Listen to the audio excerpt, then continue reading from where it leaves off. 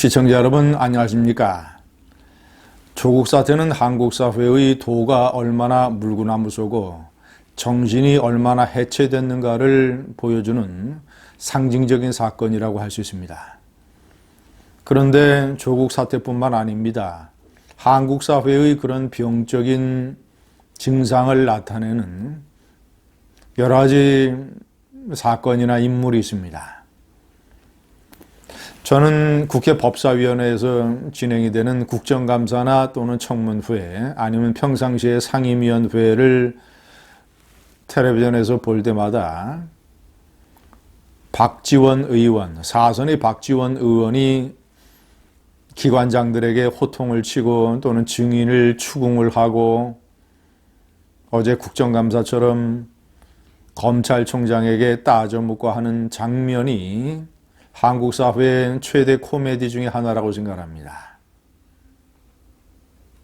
뇌물을 받아서 감옥에 2년 반이나 갔다 온 사람, 기타 또 여러 가지 이 허위 사실 유포, 그리고 또 이 대북 송금 또는 이 언론계에 대한 갑질, 이런 걸로 인해서 온갖 많은 이 죄과의 리스트가 있는 인물이 다른 상임위도 아니고 국회 법사위원회에서 기관장이나 증인을 향해서 큰 소리를 친다? 이거야말로 적반하장의 대표적인 케이스 아니겠습니까? 어떻게 이런 장면이 허용되는 나라가 대한민국이 되어버렸는지.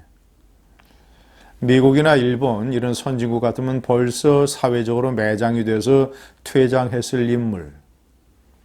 그런데 버젓이 이 정치판의 취재 경력이 짧고 어떤 한국 현대 정치의 역사를 모르는 깜깜이 젊은 기자들이 정치 9단이니 정치 10단이니 이런 식으로 띄워주고 그가 무슨 말만 하면 언론이 써주고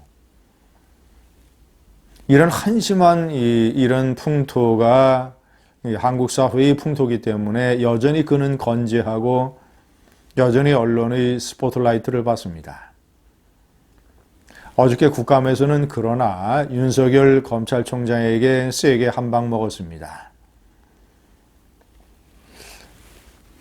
이 국감의 상임위원이 특히 저 4선이나 되는 중진 의원이 피감 기관장에게 그런 대접을 받는 것은 일종의 망신을 당한 것입니다.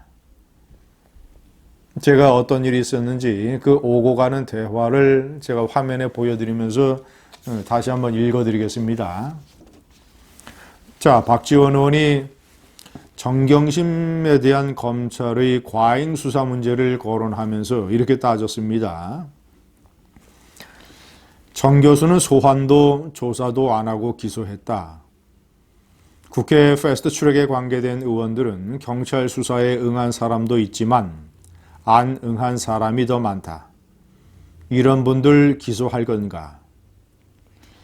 이거는 사실과 팩트의 A, B, C도 모르는 질문입니다. 정경심은 그때 공소시효가 만료되는 날이었기 때문에 일단 소환을 할 수 있는 시간에 여유가 없었고 일단 공소시효가 끝나기 전에 기소를 해놔야 그 사람을 수사하고 나중에 기소할 수 있기 때문에 검찰이 불가피하게 기소 조치를 취한 것입니다.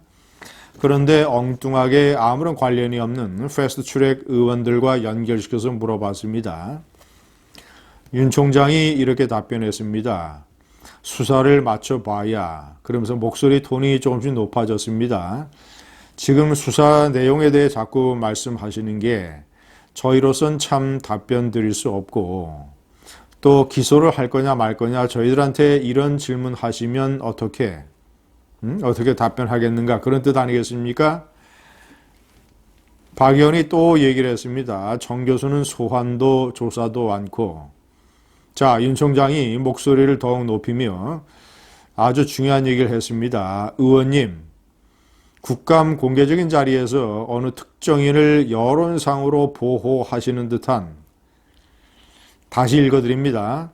어느 특정인을 여론상으로 보호하시는 듯한 그런 말씀 자꾸 하시는데 제가 지금 말씀드리기가 어렵다. 박 의원이 보호하는 게 아니다라고 발뺌을 했습니다.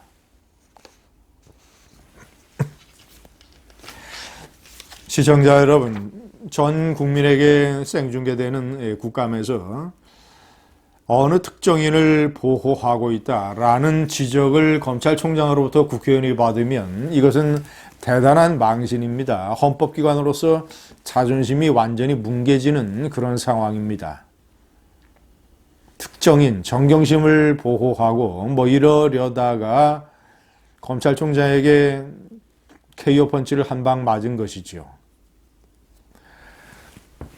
저는 뭐 언젠가는 이런 상황들이 많이 올 줄 알고 있었습니다. 왜냐, 박지원 의원이 하는 행태라든가 그가 지금까지 저지른 죄과의 리스트가 길기 때문에 제가 오늘 그것을 다시 한번 정리해서 설명을 해드리겠습니다. 첫 번째, 무엇보다도 대북 4억 5천만 달러 이 불법 송금, 핵을 개발하는 이 적진에게 국민 몰래 뒷구멍으로 이 엄청난 돈을 퍼부어진 이 사건을 주도했던 인물입니다.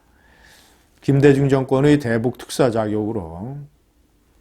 두 번째, 김대중 대통령의 청와대 비서실장으로서 호텔 사우나에서 SK와 아시아나그룹으로부터 모두 합쳐서 1억 원의 뇌물을 받았습니다. 징역 2년 6개월을 살았습니다.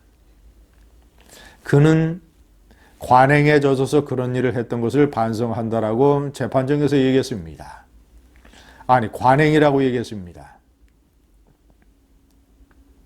지금까지 청와대 비서실장을 거친 사람이 40여 명이 됩니다.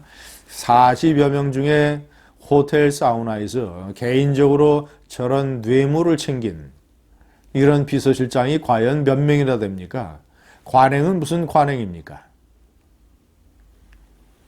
세 번째, 그는 항상 이렇게 얘기합니다. 지역구, 전라남도 목포죠. 전국구 비례대표를 한 번 하고 목포에서 3번 국회의원에 당선됐습니다. 그래서 나는 지역 유권자들의 심판을 받았다라고 얘기합니다. 그러나 그가 국회의원에 출마할 수 있는 자격, 사면 복권은 누가 시켜줬느냐? 같은 좌파 노무현이 시켜줬습니다. 노무현으로부터 사면 복권을 받고 목포라고 하는 지극히 특수한 지역구에서 당선된 것이 자신의 그런 전과 미래의 심판을 받은 것이라고 국민들에게 얘기하고 있습니다. 사면 복권을 받아도 전과의 기록은 삭제되지 않습니다.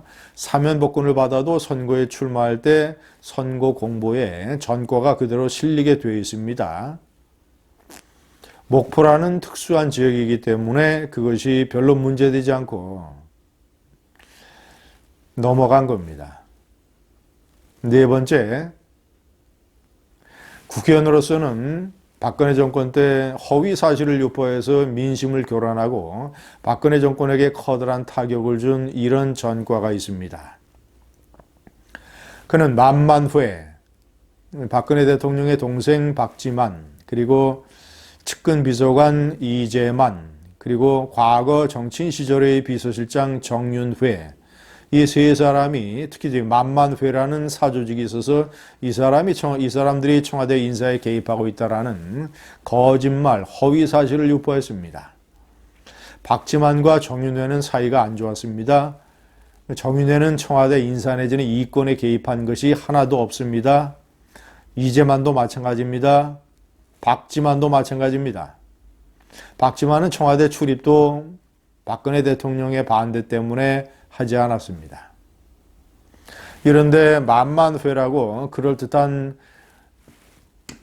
조를 해서 이런 식으로 박근혜 정권에게 허위사실로 타격을 입히고, 또 박근혜 당시 한나라당 비상대책위원장과 부산저축은행 로비스트 박태규가 여러 번 만났고 아는 사이고 박태규의 로비에 박근혜가 개입이 되고 있다, 이런 식의 또 허위사실을 유포했었습니다.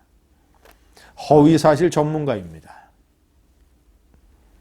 문창극 총리 후보자 때 민주당은 이런 사람을 청문투기위원장으로 내정을 했습니다.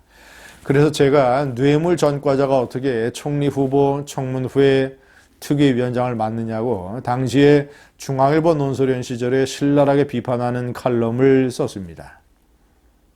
마지막 6번째, 김대중 DJ 정권이 집권하자 청와대 대변인이 돼서 심야에 술을 먹은 상태로 중앙일보 사장실에 쳐들어와서 중앙일보 논조가 마음에 들지 않는다고 물컵을 바닥에 내리쳤습니다.